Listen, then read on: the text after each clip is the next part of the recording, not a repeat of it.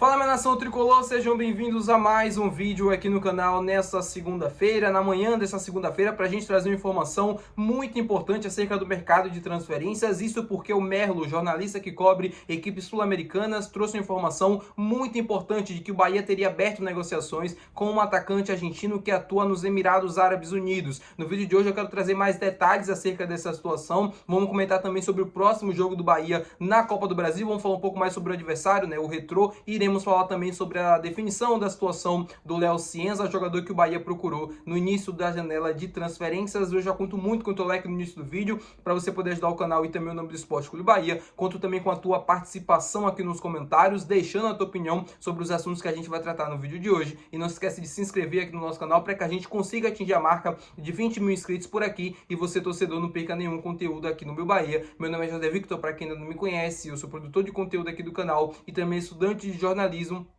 E vamos começar esse vídeo para a gente não perder tempo, falando primeiro, né, sobre o adversário do Bahia na quarta-feira, e depois a gente fala sobre essa situação que envolve aí uma proposta do Bahia para esse atacante argentino de 21 anos de idade que atua nos Emirados Árabes Unidos. Falando sobre o Retrô, né, não sei se vocês acompanharam no dia de ontem, a gente teve alguns jogos de Campeonato Brasileiro e jogos que tiveram bons resultados, diga-se de passagem, para o Bahia na tabela. O Bahia se manteve dentro do G4, mesmo com 2 jogos a menos em relação a alguns concorrentes. O Cruzeiro venceu o Botafogo, o Flamengo empatou com o Ceará, então não abriu uma vantagem tão grande assim na liderança. Teve outros jogos também ali na parte de baixo da tabela, né, que ajudaram o Bahia.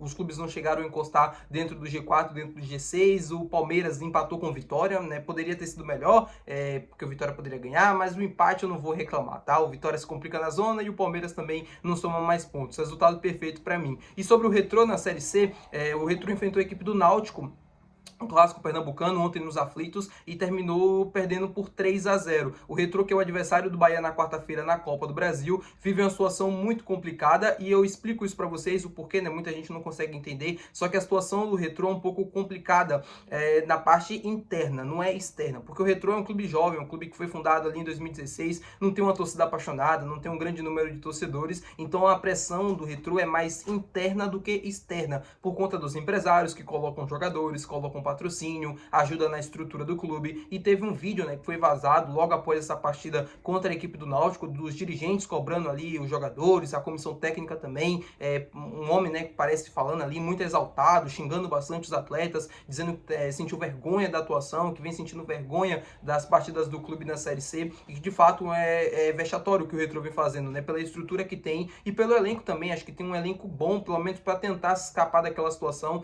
Não é um time para brigar nas últimas rodadas da Série C, ou nas últimas colocações da Série C, só que é difícil, né? É difícil para todo mundo que sobe de divisão, é difícil se manter na divisão atual, mesmo sendo um time que tem investimentos, como é a equipe do Retrô. Vai enfrentar o Bahia na quarta-feira, vivendo um momento muito complicado, o time está nas últimas colocações da Série C. Se eu não me engano é o 19º, não consegue competir jogando fora de casa, dentro da Série C. Dentro de casa às vezes até consegue um bom resultado, mas consegue competir mais, duelar mais contra seus adversários. E na Copa do Brasil conseguiu fazer isso contra o Bahia, o que me surpreendeu, 3-2, que é um ótimo resultado para o jogo da volta. O Bahia, para classificar, apenas o empate já classifica, se vencer melhor ainda, se perder por um gol de diferença a decisão vai para os pênaltis, e se perder por 2 ou mais gols de diferença, o Bahia está eliminado da competição. Obviamente não é o que a gente quer que aconteça. Vamos falar agora sobre o mercado de transferências, falar sobre essa situação do Matheus Sanabria, né, o nome do jogador que o Bahia teria feito uma proposta do Al Ain dos Emirados Árabes Unidos. A informação é do jornalista Merlo, que cobre equipes da América do Sul, né? Ele cobre bastante equipes brasileiras, equipes da Argentina e tudo mais. O Matheus Sanabria, ele foi revelado pelo Lanús da Argentina, depois ele passou pelo Central Córdoba e aí depois ele voltou para o Lanús, né, depois desse período de empréstimo, e logo depois foi vendido para essa equipe dos Emirados Árabes Unidos por 3,5 milhões de euros. Um jogador de 21 anos de idade, com passagens pela seleção argentina de base, um jogador muito interessante. No Al Ain ele fez 32 jogos, né, desde que chegou por lá, e marcou 6 gols e deu 2 assistências, em comparação ao Eric Pulga, né, que é o ponta esquerda titular do Bahia até então na temporada. O Eric Pulga, com a camisa do Bahia, já fez 40 jogos, marcou 8 gols e deu 7 assistências. Tá muito próximo, inclusive, de um duplo-duplo, né, que é quando você consegue ter 2 dígitos, tanto em gols, tanto em assistências. E aí agora ele sofre essa lesão, vai ficar alguns jogos fora, uma falta, né, que vai ser muito sentida pelo técnico Rogério Ceni, principalmente na hora de armar os jogadores, porque compromete demais a qualidade desse ataque do Bahia. A gente viu no jogo contra o Sport o Iago Bordotti substituindo o Pulga e a gente viu o quanto, né, ele faz a diferença, né, o quanto o Pulga é um jogador diferente dentro desse time do Bahia. É importante você ter uma reposição para esse setor do campo, para o Bahia não precisar fazer improvisações, porque se colocar o Cauli vai ser uma improvisação, se colocar o Iago Bordotti também vai ser uma improvisação, e se colocar o Kaique vai deslocar ele para um lado que ele não costuma atuar tanto, que é o lado esquerdo. Então o Bahia precisa encontrar uma peça de alto nível para aquele setor do campo e parece agora estar muito confiante nessa situação do Matheus Sanabria, jogador de 21 anos de idade, jogador argentino. Eu gosto bastante do nome, tá? É um nome interessantíssimo, já tinha acompanhado ele, já tinha ouvido falar do Matheus Sanabria,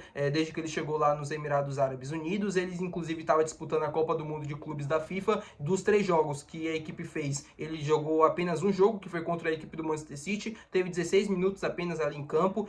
Não é um jogador titular absoluto do Al Ain, até porque ele chegou considerado, né, há pouco tempo, foi no meio do ano passado, mas não tem a mesma quantidade de jogos que tem aqui no Brasil, então ainda está naquele processo de adaptação. O jogador tem um interesse grande de vir para o futebol brasileiro, porque sabe que aqui no Bahia é uma vitrine muito grande para ele depois, se ele quiser ir para o futebol europeu. O Bahia faz parte do Grupo City, então Bahia fazendo parte do Grupo City, ele se destacando por aqui, as chances dele ir para um Girona, para um Manchester City da vida é muito grande. É um jogador jovem, de 21 anos de idade, provavelmente o Bahia já está de olho também numa possível venda, num possível futuro para o clube. É importante também falar sobre isso.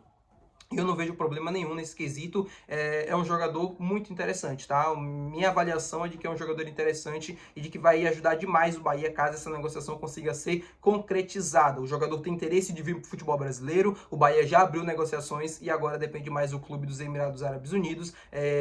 Já entendeu o negócio, né? Já definiu um valor ali para o Bahia poder pagar depois desse final de compra. Lembrando que assim, é um contrato de empréstimo, então o Bahia vai tentar uma contratação por empréstimo. No final do período do empréstimo, o Bahia tem uma obrigação de compra já estipuladas por metas. Vamos ver se esse negócio vai para frente ou não. Confesso para vocês que eu tô animado com essa situação. O Bahia pode finalmente conseguir o seu primeiro reforço nessa janela de transferências do meio do ano. Falando agora com vocês sobre a situação do Léo Cienza, jogador que atua no Hoffenheim da Alemanha, que o Bahia procurou no início da janela de transferências, tentou contratar o atacante brasileiro.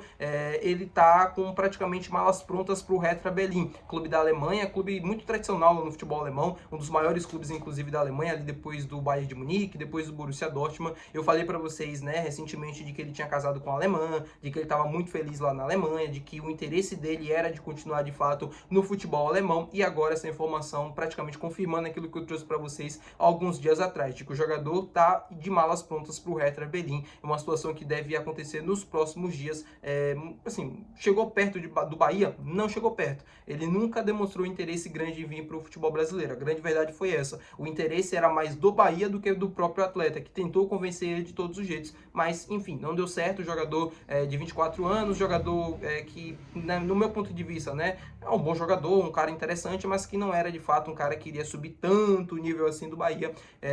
Não chegaria para ser o solucionador dos nossos problemas. Eu acho que a contratação do Matheus Sanabria, caso ela aconteça, no meu ponto de vista, sai muito mais vantajosa por conta da situação financeira, porque você pode ter uma venda ali depois com esse jogador, você pode conseguir fazer um lucro, né, ter um retorno interessante, coisa que não aconteceria com o Léo Cienza por conta da idade, por conta também da sua carreira de um modo geral. Tá bom, meu povo? Muito obrigado por você ter assistido esse vídeo. Se você gostou, não se esquece de deixar o teu gostei, que é muito importante. Também não se esquece de se inscrever no nosso canal. Até o próximo vídeo. Valeu. Tchau.